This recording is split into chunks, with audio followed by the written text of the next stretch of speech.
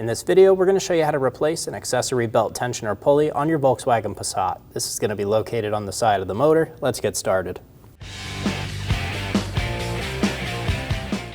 Using a right angle pick, we're going to get behind these plastic caps and pull straight out. Remove all of the caps.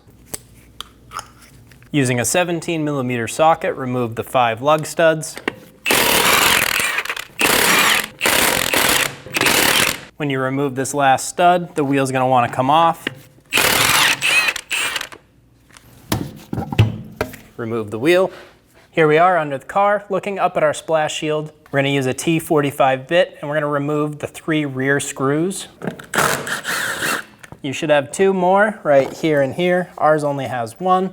Using a T25 bit, remove the 4 screws on the sides of the splash shield.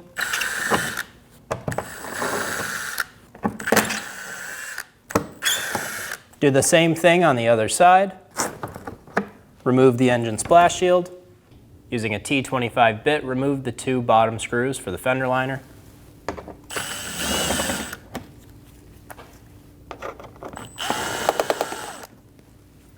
Using a T25 bit, remove the 3 screws going up the bumper.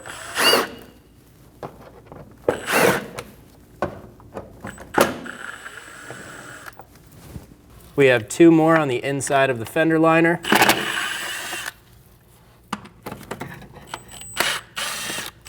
Go ahead and remove those 2. Grab the bottom of the fender liner and pull back.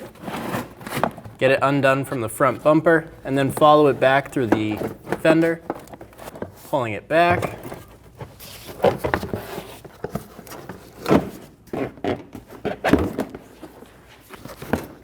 Pull it behind the wheel.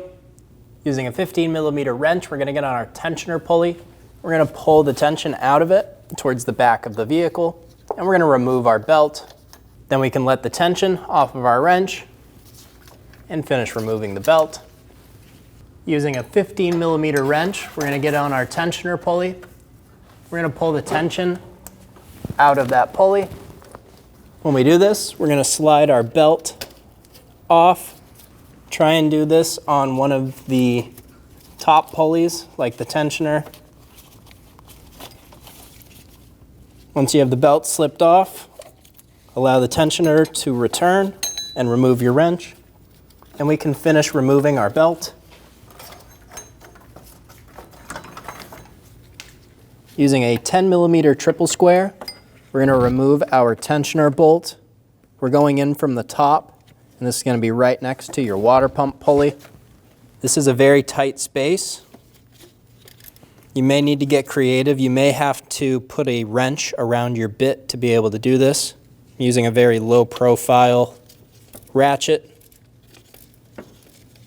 Loosen the bolt. Another little tip we'll give you is if you do get your wrench stuck, you can use a pry bar in between the frame rail and the motor and pull the motor over just to give yourself a tiny little bit of room to get that ratchet out if you get it stuck against the frame rail. We're going to spin the bolt out by hand. Once you get it loose, if you hit a point where it gets stuck, wiggle it around and then continue removing the bolt. Remove the tensioner bolt. Remove the tensioner out through the top of the vehicle. Install the tensioner pulley down into place. Get the bolt started by hand and get it as far down as you can by your fingers before you go to your wrench. Using an 8mm Allen bit, we're going to snug down our bolt. I have a loose bit and I'm using an 8mm wrench for the bit. Get that nice and snug. Torque the bolt to 35 Newton meters plus or minus 5 Newton meters. Follow the belt routing diagram on screen to install your belt. We're going to start by dropping our belt down through the top of the vehicle. We're going to drop it all the way down and get it installed around our AC compressor first.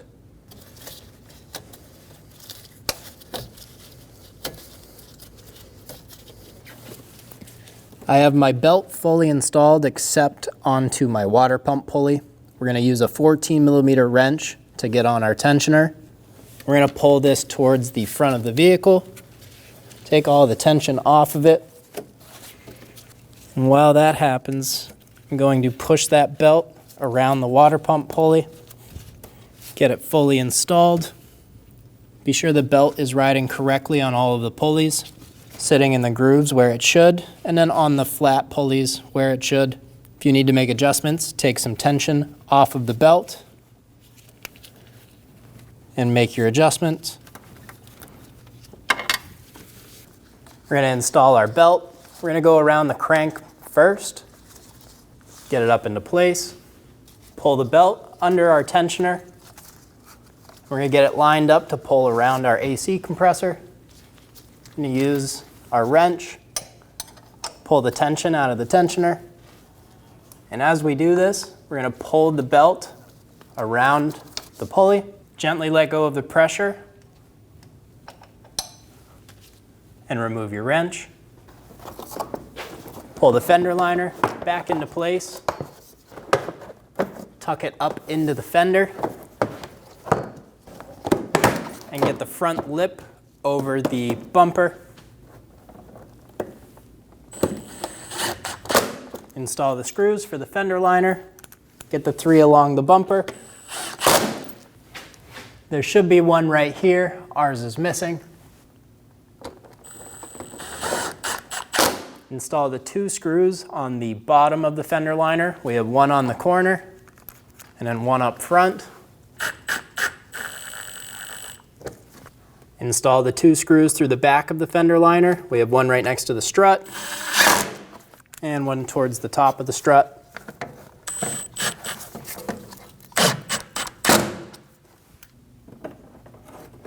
Install the splash shield into place.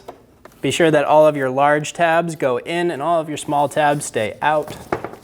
Install the bolts. Get the 3 bolts in the rear started. There should be 2 more on these outsides. We only have 1. Go down the side installing all of these screws.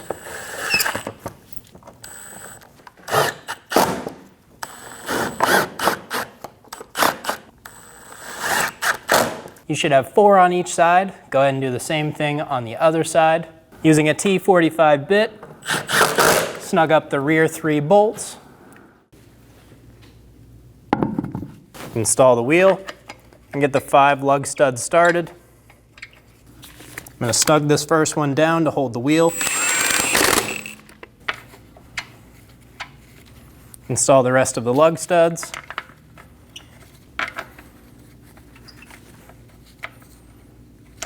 Snug down the lug studs. Using a 17mm socket, we're going to torque our lug studs to 103 foot-pounds in a star pattern.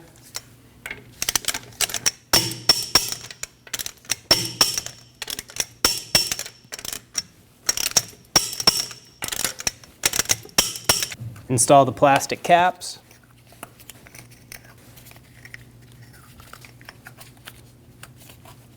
And you're good to go. When only the best will do, demand TRQ. The only company that lets you view before you do. TRQ is committed to offering the highest quality aftermarket auto parts that are engineered for peace of mind. Thanks for using and viewing with TRQ.